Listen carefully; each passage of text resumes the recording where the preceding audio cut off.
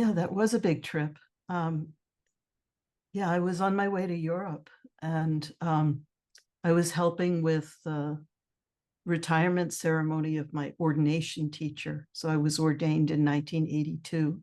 My ordination teacher was Zen Tatsu Richard Baker, and he stepped down from being in charge of Johannes Hof and Dharma Sangha, and his successor is Nicole Baden. So there were two big ceremonies, one for him to step down and another one for her to step up. And I was helping them with the ceremonial setups and rehearsal and how they, the manner of doing the ceremony and so on. And the other people who were helping were very, very distinguished. So, yeah, Nyose Kwang, who's the abbot of the Sonoma Zen Center, and then Hoitsu Suzuki Roshi, who is Suzuki Shunryu Roshi's son, and Hoitsu Roshi's son, Shingo-san. So those people were all helping. And Hoitsu and Shingo had been invited to help, and then I invited Nyose because he's really good and he and I have worked together before. Wow. What a momentous thing to be a part of, and then also to help coordinate.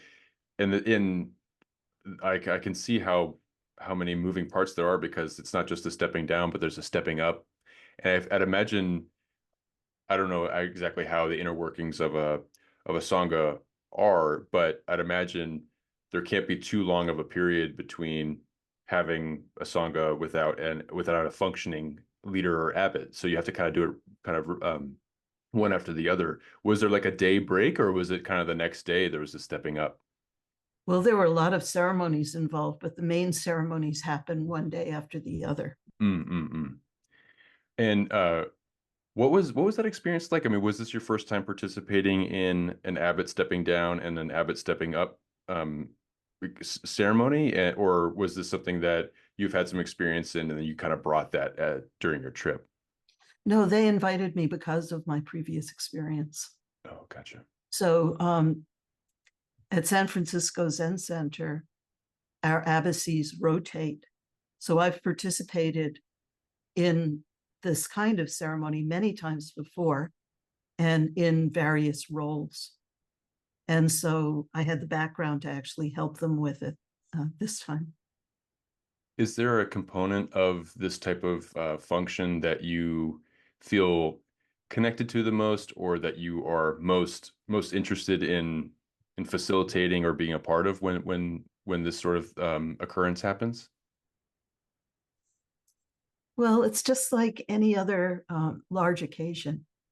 So wedding ceremonies, graduations, retirement ceremonies, baby namings, um, are all part of what a Soto Zen priest does. Hmm. And, you know, I don't really have a Dharma transmissions, ordinations, and so on. We do these ceremonies to help people kind of stop and appreciate pivotal moments in their lives. So Zen practice has a meditative aspect, a ceremonial aspect, and an aspect of kind of meeting each other face to face. And they all fall under all of the ones where you're not sitting down fall under the heading of Genjo Koan, or the realization of Zen practice in everyday life.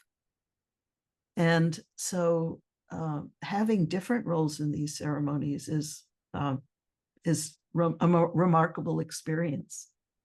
You know, it's like playing all the positions on a sports team. You know, you get to see the game from one side and then you get to see it from the other side. And then somebody says, oh, this time you're the referee. You know, this time you're the cheerleader. You know, this time, you know, you're the ball boy, you know, or whatever it is. It's like, or sometimes it's even, you know, different sports one day and the next day. And you get to be on, this time you're in the audience, you know, this time you're a ticket person. So it's amazing. There's certain almost a game aspect to taking the different roles without being attached to any particular one. I do have some knowledge of the ceremony, but you don't have to be in any particular role to be a leader. Mm. Yeah, the role of I'm not again I'm not like deeply familiar with the inner workings of an abbot stepping down or stepping up ceremony, but I'd imagine there's like something like an usher role where they make sure that the people that need to be seated a certain place are seated there, and that's kind of crucial, right, for the function of the entire thing, whether or not you're uh, the abbot to be or the abbot, stepping down, who are also fundamental figures within the visual and the meaning of the ceremony itself. But if in order for everything to function, everyone has to play their part, and they're all crucial in that way. Um, and, Exactly. and and thank you for going into it in that way. And I appreciate how you say it, where it's like you get to be the the ball boy, or you get to be the referee, or whatever. It's like it's an opportunity. You get to see it from that angle now. Exactly. And yeah, so I definitely hear that.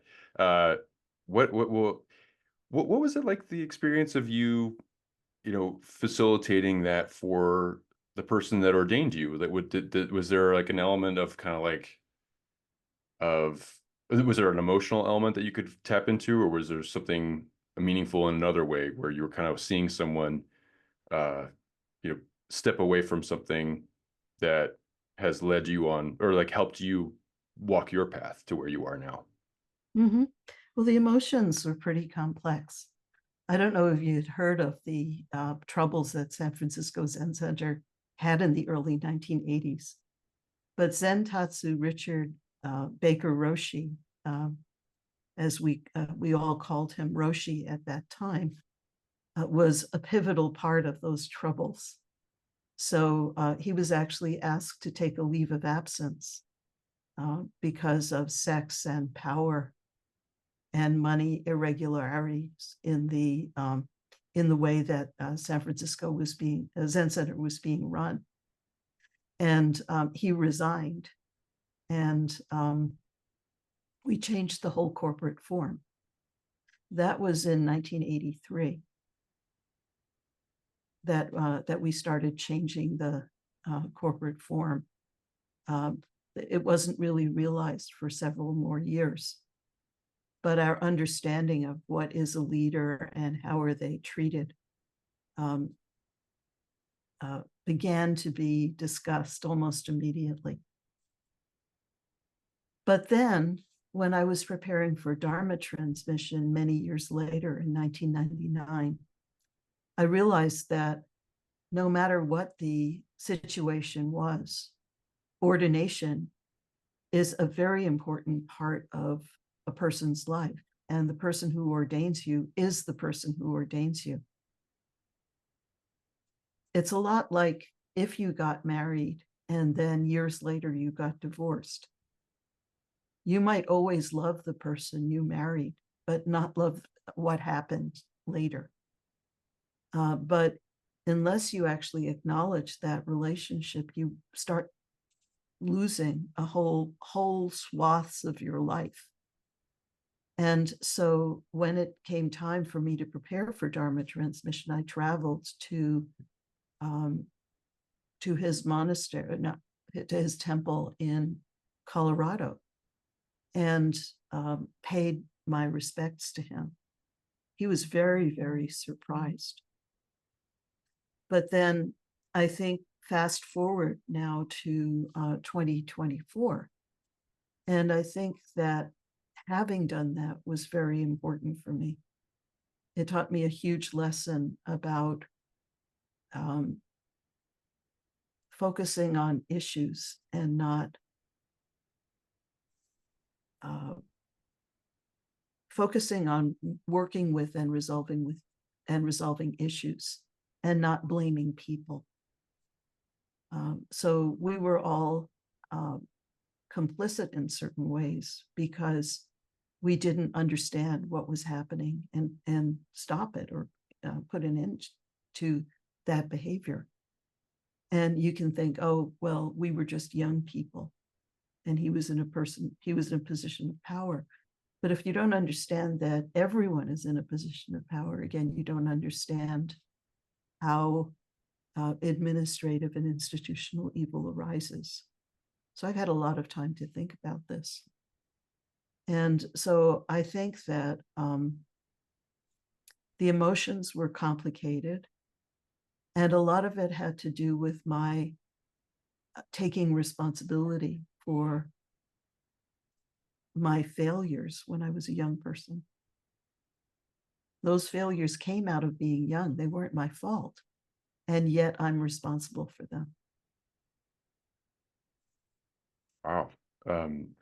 That's it's a painful thing, just that last bit that you mentioned, but it's a very beautiful and compassionate way of looking at it, because we all go through or get to go through this youth, and if you're lucky enough, you get to live on and into an older age, and you get to be able to look back. But youth kind of inherently has at times a socially errant nature. If you make mistakes that, as you're trying to understand how the world works, it's like, yeah, you drew on the wall when you were a kid with crayons, or did these various things, and as you get older, your mistakes have larger and larger consequences, and depending on the type of mistake or the issue that's been made, and then they become more serious the more that you ought to know better.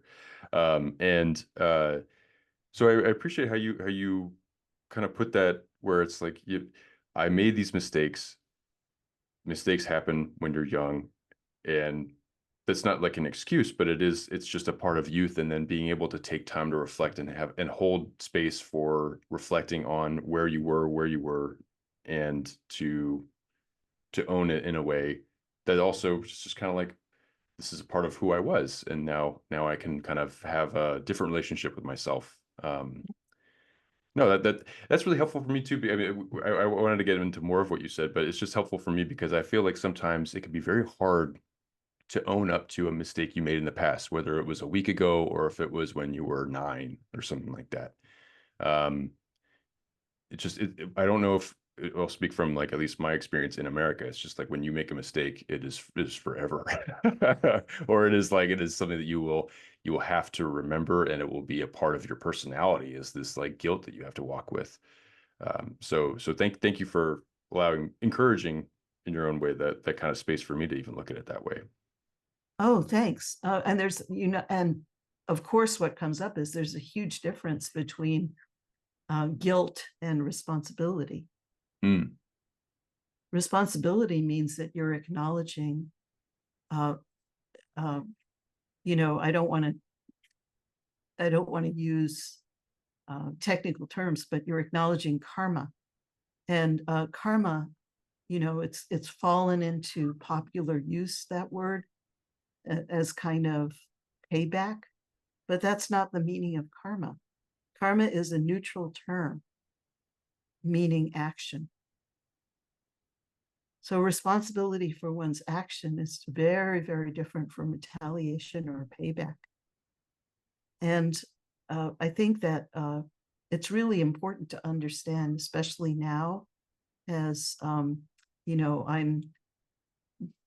a baby boomer, and in the conversation with people in Gen X, Gen Y, and Gen Z, taking responsibility is a huge part of the culture of Gen Z, right? How do we take responsibility for our actions? What does it mean to be faced with a future that's so conditioned by the actions of people in generations before? How are we going to deal with that? And unless baby boomers and Gen X can actually take responsibility, there's no way to have reasonable conversations across the generations. So, but if we can, then there's maybe hope, not high in the sky kind of idealistic hope, but actual realistic hope. Something accomplishable. Yeah, well, speaking to that, I mean, I really, that very much resonates. And I think you're absolutely right. I think that Gen Z is inheriting a lot of larger cultural societal karma as a generation. And well, what's the best use of that inheritance? Is it best to Mhm. wag fingers and blame and things like that? It's like, well, you could do that, but to process it, I think uh, is assuming the responsibility of taking on what was done and trying to make the best of it. And I think that also too that is a shared responsibility between the generations that came before as well, like as you were saying. Mhm. Do you work a lot, or do you speak a lot with Gen Z people, and how they're feeling in this moment? Yeah, I try to speak with a wide variety of people of various generations and backgrounds. Uh, It's really important. Um, you know, part of it is that I teach yoga, and I teach Zen, and I'm actively involved in transmitting across generations so that the traditions can continue. And so, if you can't have honest conversations, the transmission can't occur. If you can have honest and heartfelt conversations, the transmission can occur, because transmission and trust go hand in hand. You know, when you're working with somebody's body, you know, you're working somatically. Um, you know, when we don't trust each other, there's a kind of withdrawal. So and so, but we have to meet. We have to be able to meet completely, and you know, that's part of the process. And because I've been through the process before, I have a responsibility to um, shepherd the process in that way. So yeah, I meet with people in different generations. Absolutely. Yeah, no, that's so valuable. And I like that, speaking to that trust element, that trust and like in order for transmission to and just a direct communication, like a connection to endure or even just begin in its own right, you have to have this sense of trust. And in order to have an honest conversation, you have to have a sense of openness to being vulnerable, both from the teacher and from the person learning, or vice versa. And I within a yoga context, and I don't mean to strip yoga from its value as a mode of engaging with consciousness and of exploring consciousness, but like there's the yoga has the physical expressions of it, and as well as in the embedded philosophy as a part of it. When you work with because I believe you do a lot of work with Iyengar Yoga, Mhm. that tradition. Um, how do you approach vulnerability with somebody? I mean, like, because I'd imagine, some people might feel like silly doing something because they've never done that posture before, or they, feel nervous because they don't want to make a mistake, or whatever it is. How do you work with somebody kind of navigating vulnerability in that kind of context? Yeah, well, mistakes are the way, right? Making mistakes and learning from them is the way. So my first professional training was in architecture and urban planning. So that's what my degree is in. And I worked, I had a minor in community design. And so it became very important for me to learn how to do 5-minute sketches at that time. A 5-minute sketch can never be perfect. What it can be is evocative. And you can take what somebody says and make a 5-minute sketch, and then you can take another group and make a different 5-minute sketch, and then you can post them both. And then people can say something, and you can circle something. You can circle something else. And then you can make a third 5-minute sketch and a fourth, and keep going until you have more of an idea of what to do. So both Zen practice and yoga practice is iterative in that way. And there's a saying in Soto Zen, Chushaku Joshaku, which we often translate as one mistake after another. But what it really means is coming, there's a mistake, going, there's a mistake. And transmitting to somebody's body is like that. You're always going to make a mistake, and the mistakes are incredibly valuable. And you're not making a mistake on purpose. It's just that suppose you were going to stand up in Tadasana, or even just if you were going to sit in your seat right now, you sit down, and you can try it yourself and see if what I'm saying is true or not, but sit down. And if we connect with our buttock bones and breathe, we'll realize that one of them is pointier and the other one is wider. Okay, so that was a mistake. So now let's make them even. And that's how we deal with vulnerability. You feel? So once the buttock bones became more even, if we sit here a moment, we'll realize that the pelvis is tilted. One side's forward and one side's back. What's up with that, right? And it just keeps going. And this is because of embodiment. It's not because we're stupid or bad. It's because the process of caring and developing direct experience is a process of trying something, realizing its flaws, and then continuing. So that's how I work with it. So I try to make the container safe. For instance, I try to make it clear that people have the power to say yes or no when it comes to their physical limits or their psychological limits, or their window of tolerance. So for instance, if somebody doesn't want to be touched or adjusted, they have the right to say no or ask.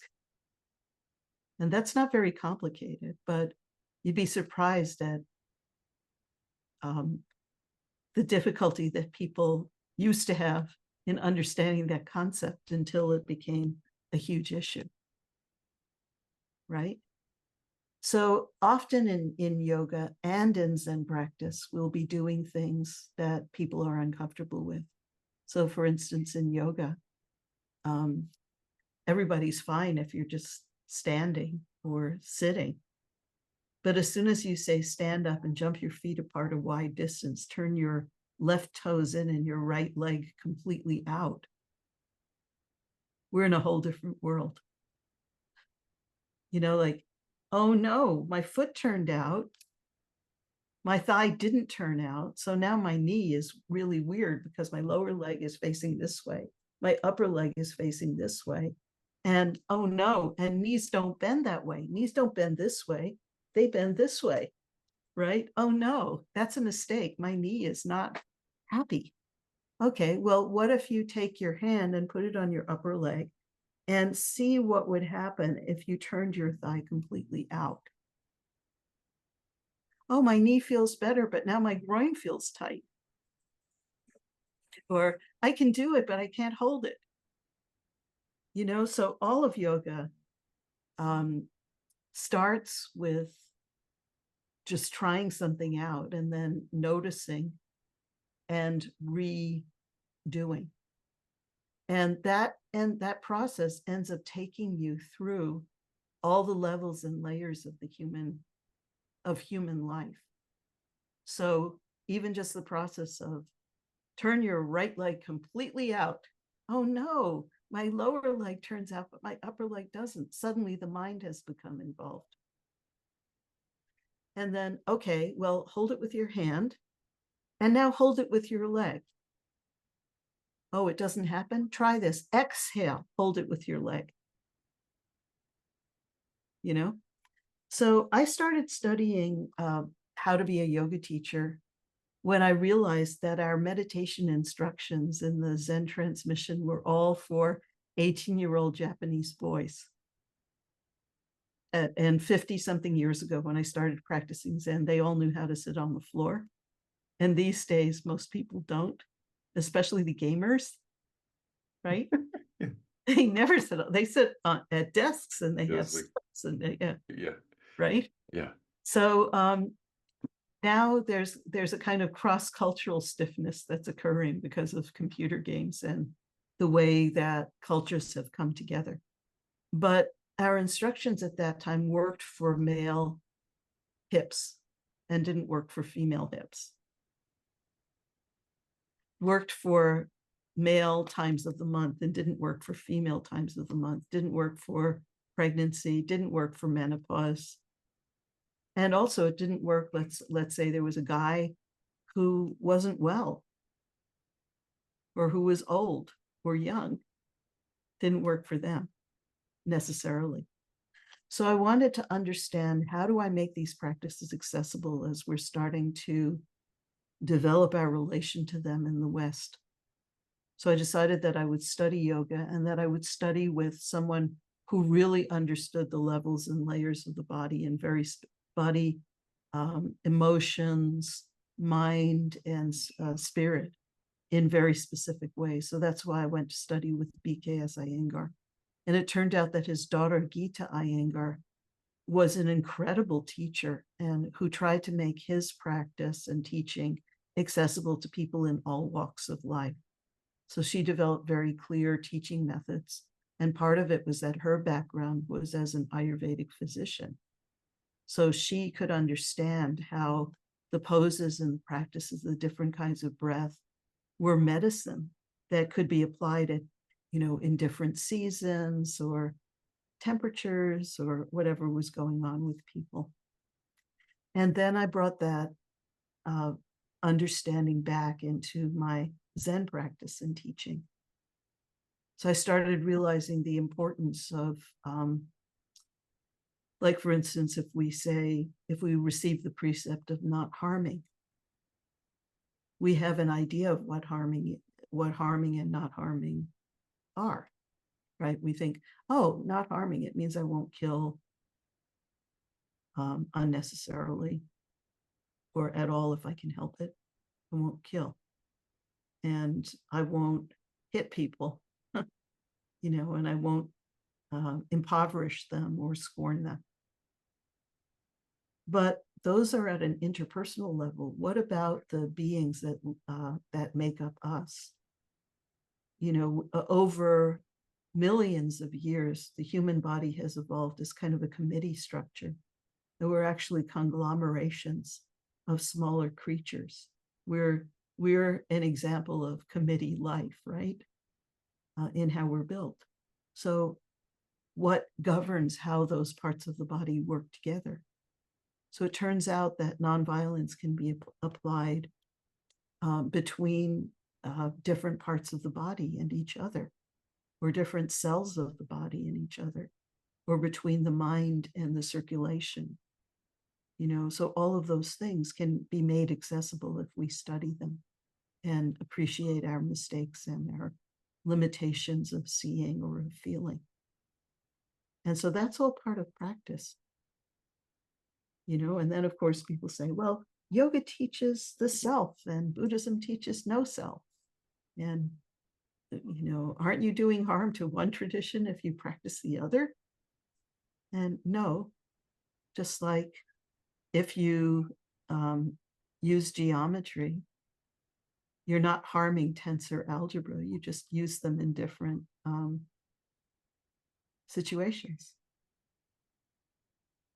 And you're kind of holding the two truths, at the same time, right? There's this, like, there, you do have a body after all, and it does need looking after, it does need food, but then there's also this truth of emptiness too, right? And that they can be held at the same time. Is that more or less kind of another way of seeing that the yogic idea of a self and then the Soto Zen incorporation of like an emptiness kind of can sit in harmony?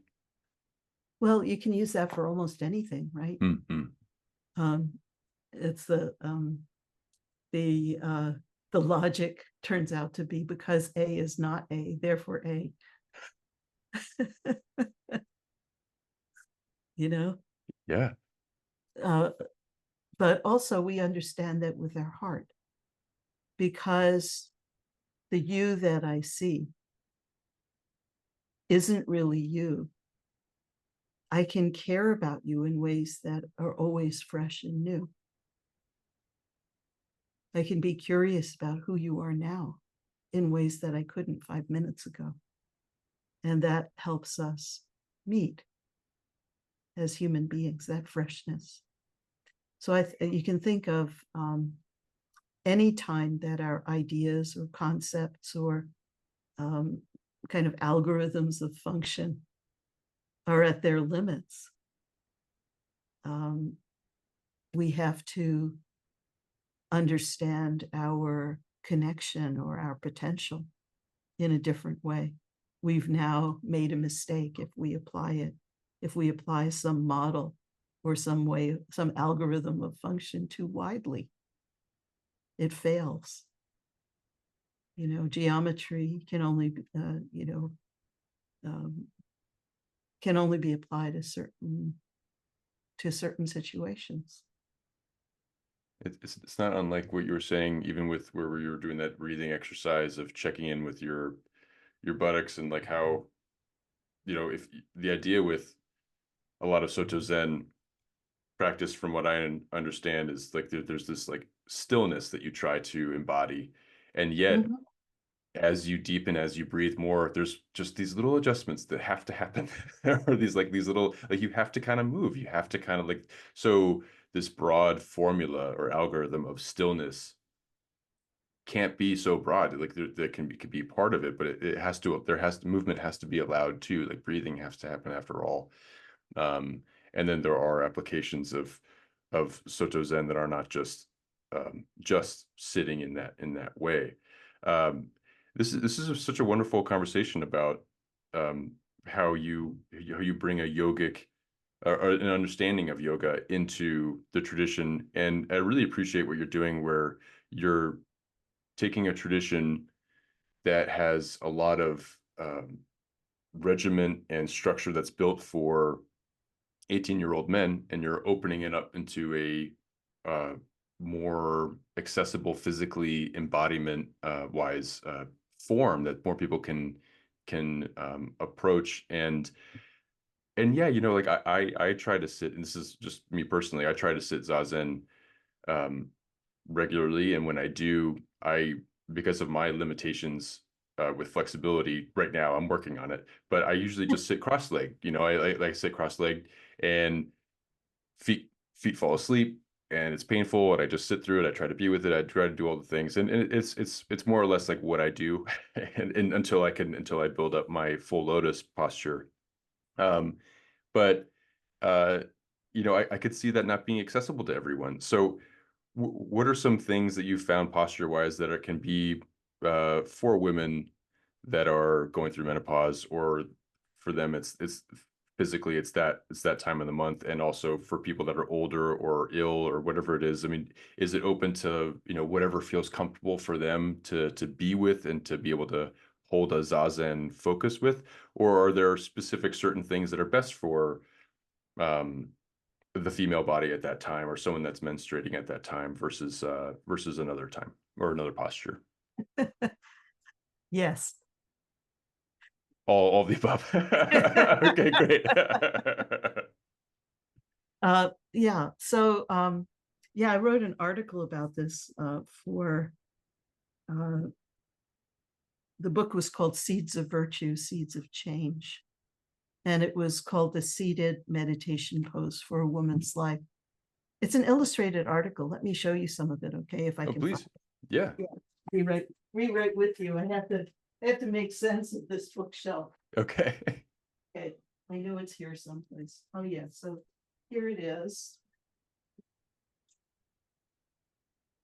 So this was a book by women Zen teachers.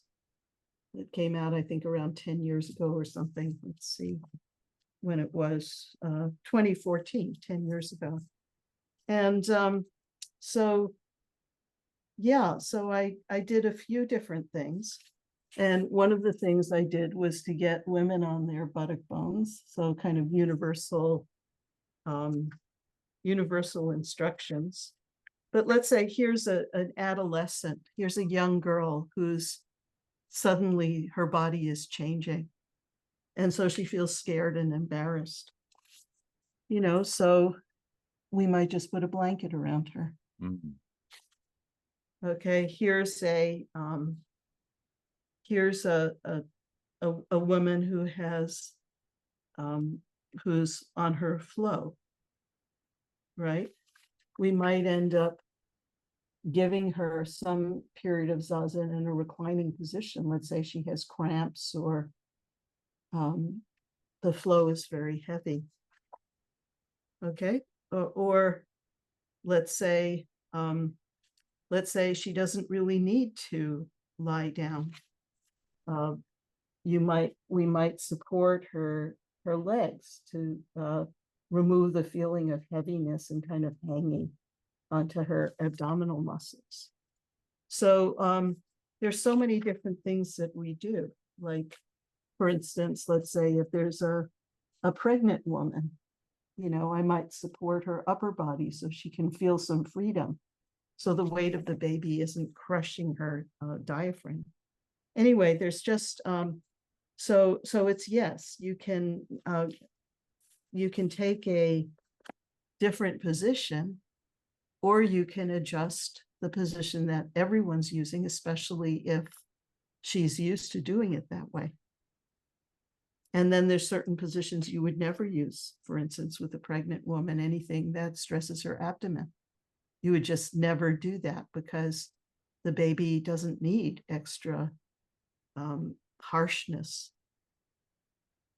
So let's say if there's a woman or an older man who's in menopause or andropause, then it becomes really important just to teach them how to do zazen on the chair, right?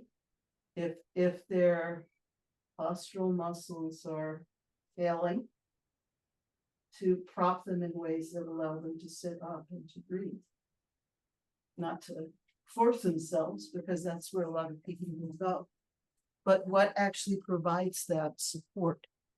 So zazen is supposed to be a steady, comfortable pose, like any asana, but it's much more than that. It's actually Buddha mudra.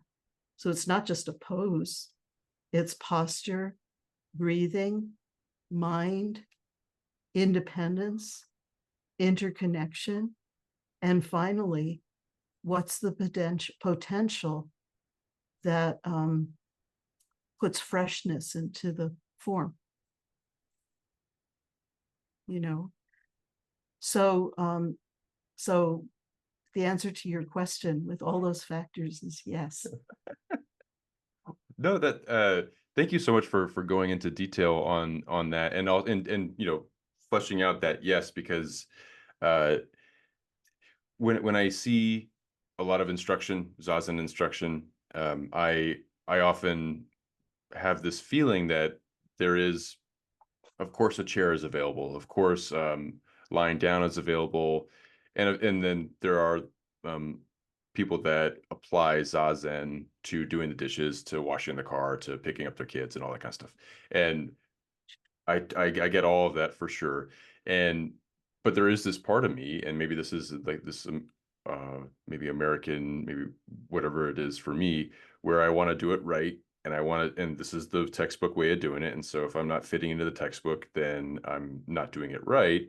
And you just offered so many uh ways to accommodate where you're at, with your flexibility, where you are with your life, where you are with your cycle, or where you are with your age and illness, and all those things, and like literally giving yourself support. And I think that that's a lot of that younger uh teaching style, right? Like props and various things kind of are used to help kind of get you into that precise Yeah, position. So props aren't to make it easier. Props are used so that you can understand something. So I heard you say something before. That's why I went into detail. So what I heard you say or allude to was that sitting in a regular old tailor style cross-legged fashion was all you could do. And until you could do better, that you were just going to have to sit that way, right? So there's such a so what that is very, very interesting. That is, you're not the only person who thinks this way. The first time I ever sat a long meditation retreat, I sat down, and then the guy next to me sat down, and he put his legs into full lotus without using his hands. So I was like,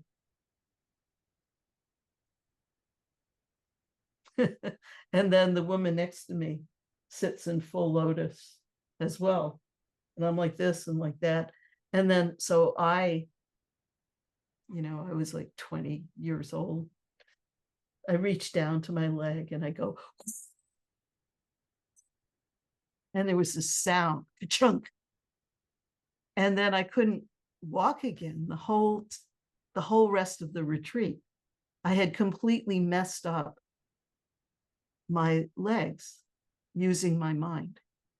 So why do I tell this story? I'm not just trying to be dramatic or something. What I'm saying is that our present ability to perceive and relate to the world is based on our past history. So my history was I had never done anything like that before. And my present motivation, which was jealousy and delusion about what's possible the first time you sit down. So my motivation was completely unclear and not particularly good. I was comparing. I wasn't in my body at all. I didn't even care about myself. I just cared about doing it right. And so I actually hurt myself.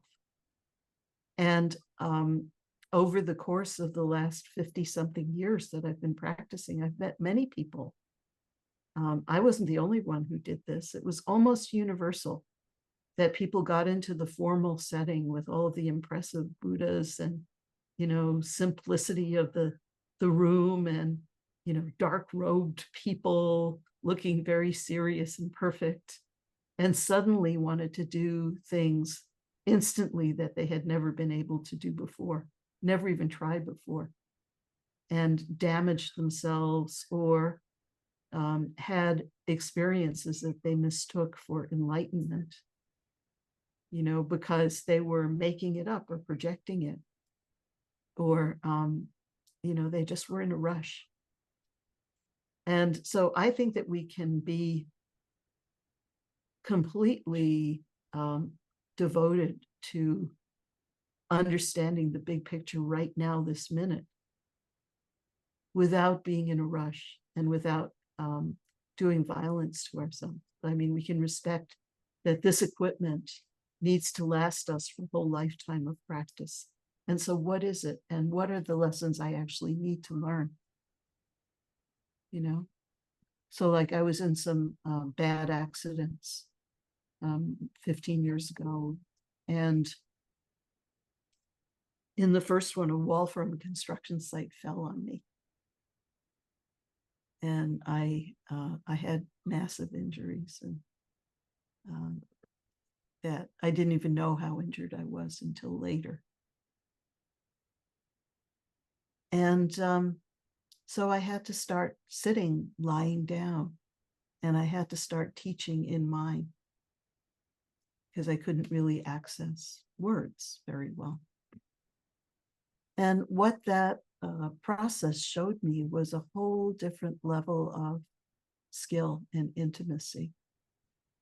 And that's the third truth.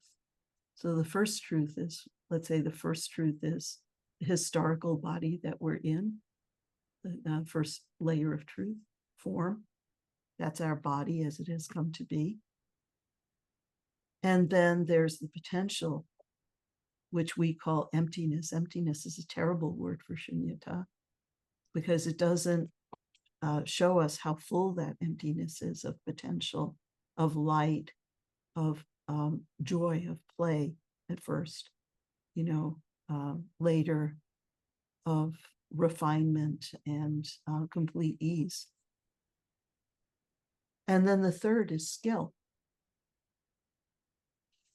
And I think that we tend to devalue the body of form in favor of what we think of as emptiness, which is actually a delusory kind of emptiness.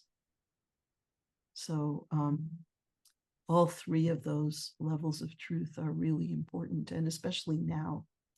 You know, if, for instance, if you want to teach Zazen or meditation, or even do Zazen or meditation, and you have epigenetic racial karma, you can't deny your history.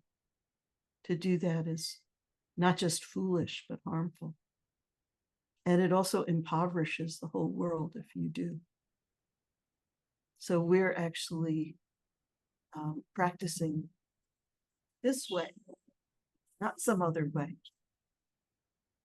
Just speaking to that, doing what's right for us. I am very appreciative of you sharing that physical trauma that you experienced, and you know, saying what you had to do to practice in the condition you were in, and to respect and understand that. And it really speaks to, like, you know, how, you know, just like we were talking about with you know, adjusting your posture and things like that, but also with Gita, what you were saying about how they, through an Ayurvedic tradition, talked about physical ways like breathing and eating that are medicines that you can use and weave into your life to address seasonal changes, or a variety of things. Just the same that you can do with breathing and with certain types of food and all that, you can undo and harm yourself with certain things too. Like, I mean, we've talked about kind of gamer chairs. Yeah, they're ergonomic, but you're not supposed to be in those things for 12 hours a day, you know, staring at I us. guess what people do, right? Yeah, oh yeah, oh sure they do. Yeah. And there's a whole industry built around it. There are energy drinks that are built for it, and it's kind of encouraged because it's fun, and you can make you can actually make money by being competitive with it or whatever, or being kind of a personality while you do it. Um, and I'm not knocking anyone that does that, by the way. I mean, it's just like it's a way that someone likes to have fun, but it does take a toll on your body if you're not doing it responsibly, or, you know, if you're not giving yourself breaks. It can be a hazard. So I hear that both ways, where having bad posture can relate to some pretty severe health outcomes later in life, or sooner or later, and then having excellent posture can have some great benefits to your and the way that you breathe. Um, and on that note, I wanted, because I've seen some people talk about the breath, especially within a Zazen context, and breathing, because there are different ways that people approach it. I've heard again recently that there's a a push to breathe with the breath going all the way down to your abdomen and filling that area, and then coming back up Mhm. as more or less the way to go on that. And then there's also this kind of school, or this belief, where you just sit down, you show up, and you breathe how you're going to breathe. And Mhm. that's also another way of doing it. I don't know if this is going to be another yes answer, but like, is there a way that you Sorry, I no won't do that again. no, Yeah. no, no, no, Okay. no. No, I'm only just joking, because I also don't You. want to ask questions that are uh like, you know, not discernible. But like, is there something that you like to do, or that you like to guide people into doing, as far as uh like approaching the breath? Yeah, these are all tools. So, um, it's not just, you know, do what you need. I'm not um, like diminishing the power of the tradition to that extent. What I'm trying to say is there's two axes of transmission. One is generation to generation. So there's specific techniques that are part of a school of study, and it's really useful. And again, it's just like tennis is different from baseball, you know? And then the other thing is that we're all humans together.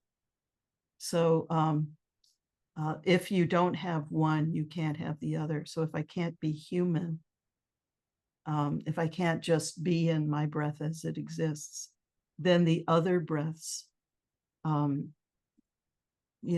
kind of meaningless, because they just become mannerisms.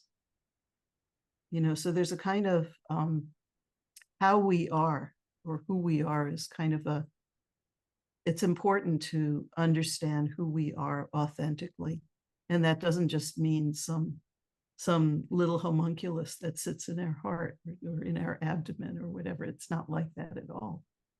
It's like, what are we? Who are we really? What are we really? What are we when we're true to ourselves?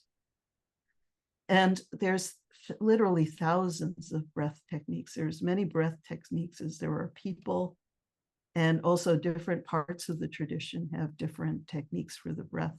So for instance, there are Chinese texts that I've studied that give a progressive form of breath meditation on the breath.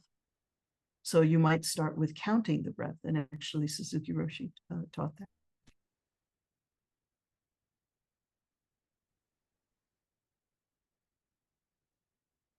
Start over. And a very, very funny relationship between being able to count the breath and being able to be yourself. So I remember my Dharma sister, Blanche, Zenke Blanche Hartman, was once sitting a sesshin retreat with Shunryu Suzuki Roshi. And she said, she went into the private meeting with him and she said, Roshi, I learned how to count my breath. I got all the way to 10 and nothing else happened. He got very, very angry with her. And he said, don't you ever think that you sit Zazen. Zazen sits Zazen. And she always remembered that. So that technique of counting the breath is meant to allow the mind to begin to keep pace with the breath. And when it's actually keeping pace in this Chinese text that I'm talking about, the next step is to follow the breath, because the mind is already there. Counting the breath has now become too kind of gross. It takes you back out in your meditation instead of continuing to refine it. After following the breath, there's just kind of being with the breath. Anyway, it goes on and on and on. But the point is that Zazen is not learning meditation. These meditative tools are incredibly useful to work with obstacles. Even the meditative tool of being with your hara and breathing all the way from the bottom, it's incredibly useful because it helps us handle our tendency to tighten the diaphragm or tighten the throat when we breathe, and to sit in our center of nourishment, which is the hara or the tanden. The center of the body is where our nourishment happens. And all you need to do is look at, like a pregnant woman, or look at our anatomy, and where, the fact that we have belly buttons tells us where our center of nourishment is, right? So I'm not knocking that at all. But those are techniques. And meditation is just to sit with all of it. Yeah, no, that's right. So I begin my period of meditation with attention on my posture and breathing. And then I set that as a condition. It's just like setting a thermostat to be able to be in a room for a while. yeah. So I set that. And then for me, the meditative state is the relationship between the world that's constructed and the world that's completely independent of construction. And the ability to appreciate all of it and to bring up the right part of that conundrum of form or non-form at the appropriate time, in the appropriate circumstances, as an appropriate response. That's a wonderful,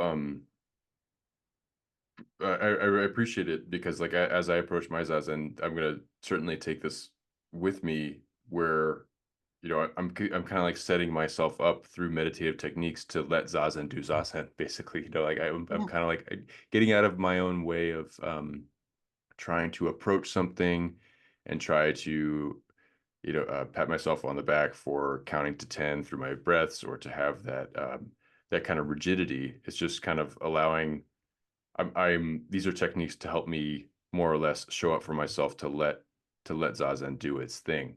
Um, Right. and that's really very, very helpful. And it's helpful to remember that it isn't just Zazen isn't just a meditation. There's something that's being tapped into beyond um, a general sense of awareness or mindfulness. There's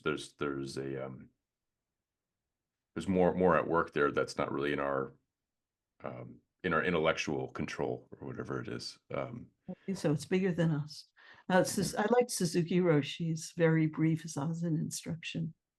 So he said, just to sit with perfect attention on posture and breathing and great pure effort is Zazen.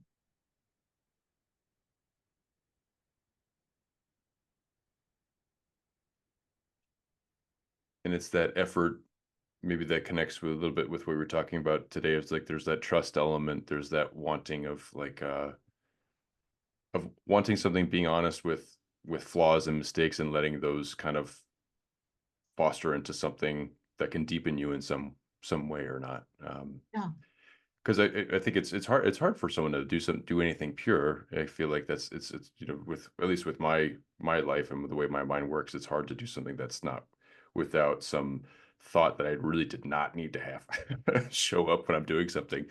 But maybe that thing whizzing by actually can remind me of something, of where I am, or where I can be, or can help me uh, build and foster something deeper within myself. Yeah, Um, like if you happen to have the thought of, oh, there was that funny sound in the brakes. I mean, if that happens to come up, it came up. mm, And then it came up, it went away. If it persists, then you have to make a note. It's like, self, okay, I give you a rain check on this thought about the brakes. It's not that I'm denying you. If I don't fix the brakes, it could be dangerous, but I'm giving you a rain check. mm. So let's see. In 12 minutes, I'll call the shop. And until then, I'm just going to sit here. If you have to have that thought, you take care of that thought. I'll sit here.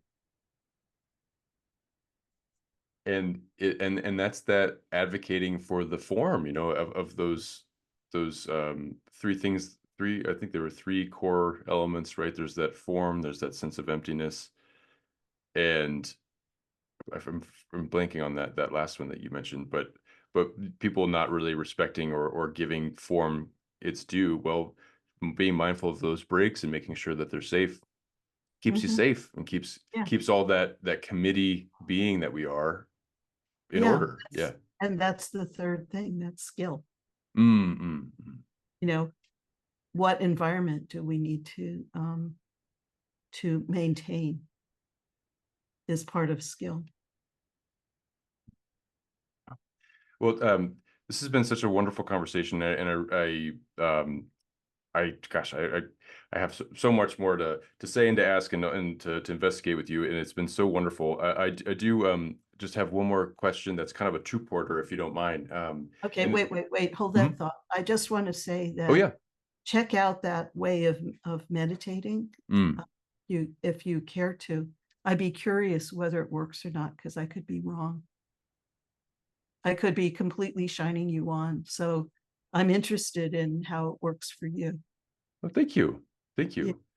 This is the approach of seeing it as a technique to let myself, further, like, let myself go from counting to following breath to being with breath, that kind of trajectory. Yeah, like setting the stage by doing a little technique at the beginning, and then Mm. just, it's like you got on the T-bar and now you're going up the mountain, really. Yeah. Okay. Yeah, absolutely. I will let you know. And thank you. I think it really will actually help quite a bit, because sometimes I feel like the stage is actually where the beginning stage, the meditation techniques are the platform that I have to remain on the whole time.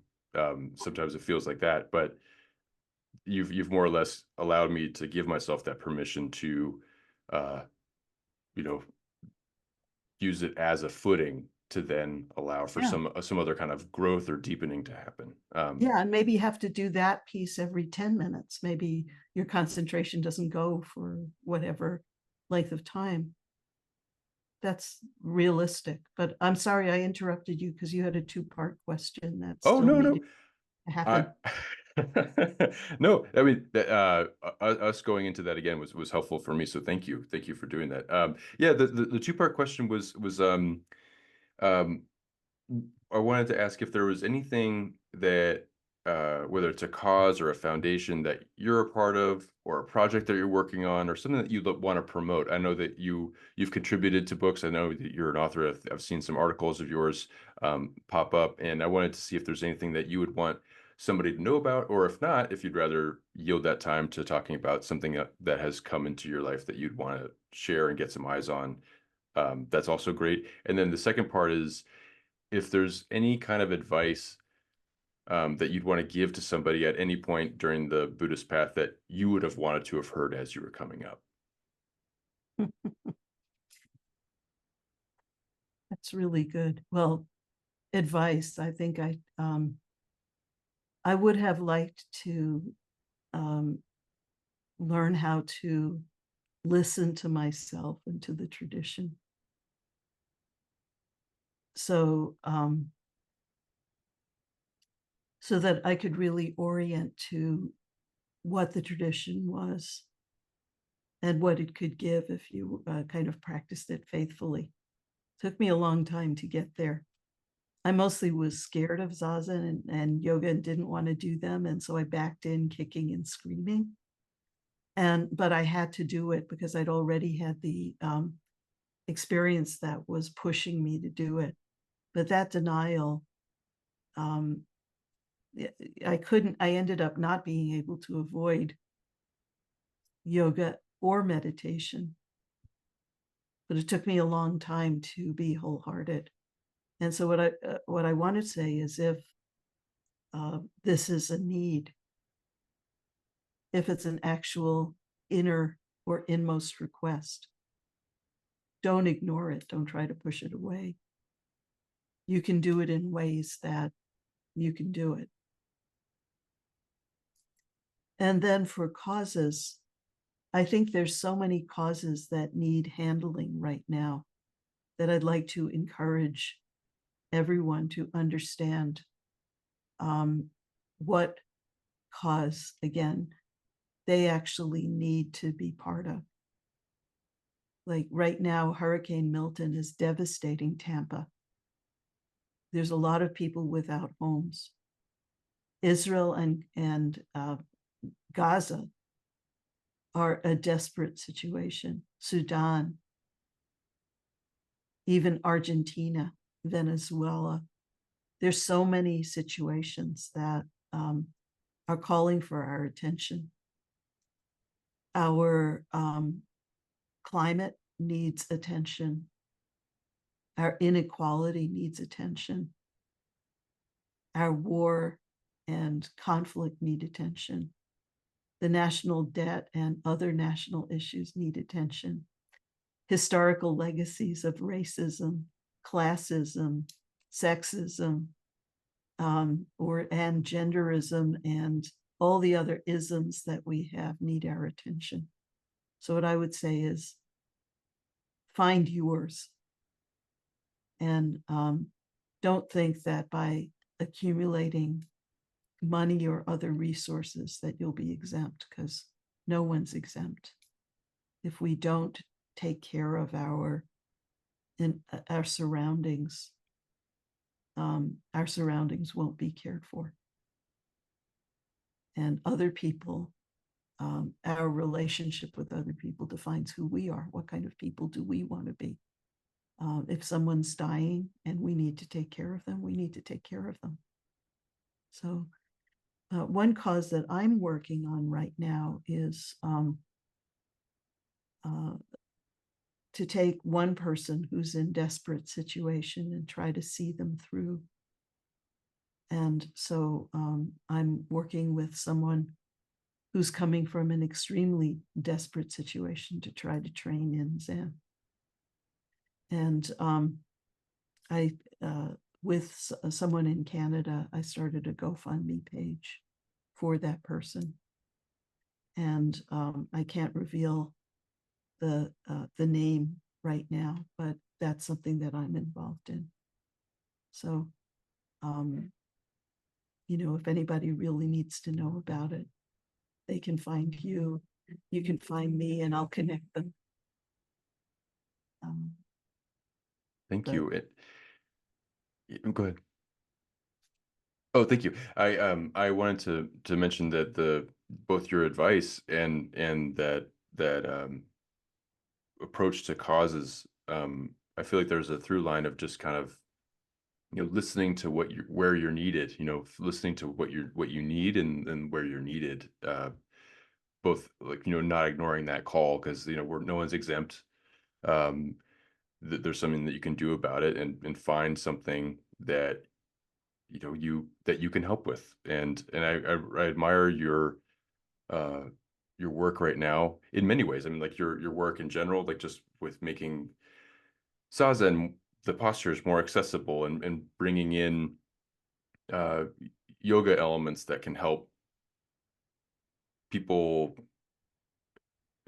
express and like connect with Zen practice, and then vice versa. I'm sure that there are some things that you bring into your yoga teaching that you have from your Soto Zen background. So I admire your work in that way, but within the cause way, I appreciate what you're doing for this individual, and I wish them the best through this hard time, and I appreciate you dedicating this time to like see this through too. It's not just kind of this one-off kind of care event. This is an ongoing project, project in the sense of like it being something that you are looking to complete, and it's a larger task.